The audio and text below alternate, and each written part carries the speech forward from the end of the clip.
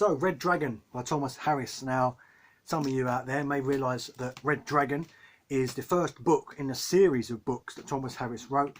That this book introduced Hannibal Lecter to the world. So if you're a Silence of the Lambs fan, if you like those movies, this is the man you've got to thank for it, because this is the man who created the character Hannibal Lecter. Now, Hannibal Lecter isn't the antagonist in this book, or not the main antagonist anyway, more of a secondary antagonist. The main antagonist in this book is a serial killer called the Tooth Fairy, or the police dub the Tooth Fairy. And he goes around and he kills families, and he breaks into their houses and he kills families, and he has a very specific MO, and they're trying to find this killer. And Will Graham, who is the main character, the main FBI special investigator, goes to Hannibal Lecter, because Hannibal Lecter was a man who Will Graham had caught before. And obviously, if you know the Hannibal Lecter character, he's a fully qualified psychiatrist. If you've seen the Hannibal TV series, you'll know that he had a practice in that series for at least one season. I've not seen beyond season 1. And so he goes to him for advice, because Hannibal Lecter is both a serial killer and a fully fledged, fully qualified, fully paid up psychiatrist. So he goes for his help and his advice, if you will. And Hannibal Lecter, being Hannibal Lecter, obviously plays on the darker side of Will Graham's mind and tries to manipulate him into becoming almost a psychopath. And that's a very much an undercurrent theme of this book, is we all have this dark side within us, and it's humanity that creates the idea of murder and the idea of serial killing and the idea of psychosis, because no other species has that, even that idea. So it's humanity that decides who is psychotic, who is a murderer, who isn't, etc., etc. That's the underlying theme. The main plot of the book follows this serial killer who calls himself the Red Dragon, but the police call him the Tooth Fairy. And he murders his families, and he's a very stereotypical serial killer. Obviously, I'm trying to do this without giving away too much, but he's got grandmother issues. He was raised by his grandmother, who was very abusive towards him. He wet the bed late. He harmed young animals at a young age. All that stereotypical kind of thing, an unwanted child. He's born deformed in the mouth, which is why he was called the Tooth Fairy by these can't get my words out today, by these detectives, these police. They call him the Tooth Fairy because he leaves bite marks that are very strange. And born deformed, unwanted, raised by an abusive grandmother, bullied as a child, a bedwetter, harmed animals. So it's got all the tropes are there, all the stereotypes, all the stereotypical trademarks of a serial killer are there.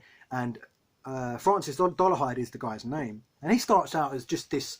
It starts out anonymous, and then he ends up becoming a central character. You see, many scenes in the book are told through his eyes. So he starts out as just this anonymous character that nobody knows, and then he turns into this main central character. And this is what Thomas Harris does really well. He actually introduces characters quite late in the book. He introduces a character, Reba, who is Francis Dolarhyde's love interest, and he introduced her about 2/3 of the way through the book, and yet she still manages to have a massive impact, because she is the one who essentially makes it all unravel for Francis Dolarhyde. And I won't spoil too much, but he falls in love with her, and he begins to question his ability to do what the Great Red Dragon, which is what he believes is his alternate personality, that this Red Dragon wants him to go out and kill these people and things like that. And she becomes his turning point for wanting to turn his back on that life. And again, I won't spoil too much, but there is a wicked twist right at the end. You think it's all over, it ain't. Characters, as I say, he has a very good way of making you feel a multitude of ways towards certain characters. Take the reporter Freddie Lowndes. Again, no spoilers. If you've seen the film, you'll know what happens to him. If you read the book, you'll know what happens to him. If not, go and read the book or watch the film. Watch the film Red Dragon, because that is the modern take on this book, because this book was originally adapted into film in Manhunter in 1986, but that was sort of panned by critics. It's only really got a cult following now. If you want a massive Hollywood take on it, go for Red Dragon, the film, which was released in 2002. But Freddie Lowndes is a reporter. He's a sleazebag. He's a journalist, and he makes you hate him. He does some things in the book that are really, really despicable, to the point of of making the police believe they have a lead and believe they're about to catch this guy, and it turns out to be Freddie Lowndes pulling the strings. And he basically says, give me an interview piece or you lose your lead, basically. And it makes you really, really hate the guy. In fact, I believe I called him a certain C word at one point. But what happens to him, again, no spoilers, but what happens to him made me feel sorry for him. As much as I despised the man, hated the character. 9 times out of 10, when I hate a character in a book, something happens to them like what happens to Freddie Lowndes.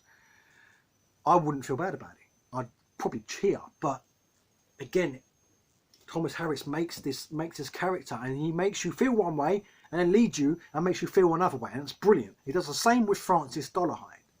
He starts telling Francis Dolarhyde's origin story, again, quite late in the book. But you've just spent half a book reading about how Francis Dolarhyde did these horrendous things. He murdered men and women and children in their homes, disfigured their faces, seriously hurt them, murdered them. He's a monster.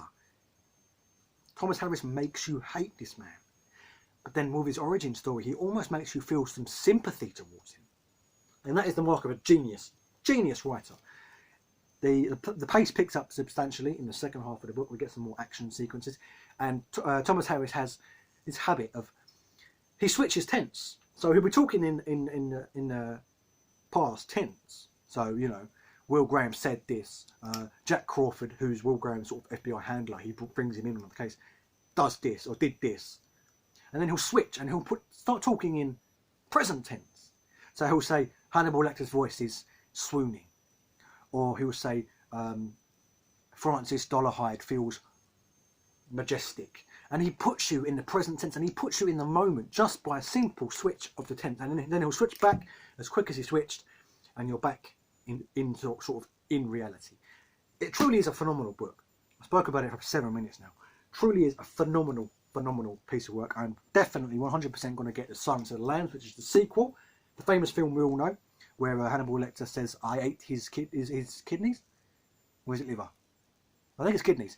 I ate his kidneys with some fava beans and a nice Chianti. So that infamous scene is from Silence of the Lambs, but that was the second book in the series, because you have this one, Red Dragon, then you have Silence of the Lambs, then it's Hannibal, then it's Hannibal Rising, which tells the origin story of Hannibal Lecter and how he became Hannibal Lecter. And that would be very interesting to see if Thomas Harris does the same thing he did with Hannibal Lecter in that book. Does he make you feel sorry for him? And it's easy to see why Hannibal Lecter is the most sort of well-known character out of this book. Why he's the most, because he's the most intriguing.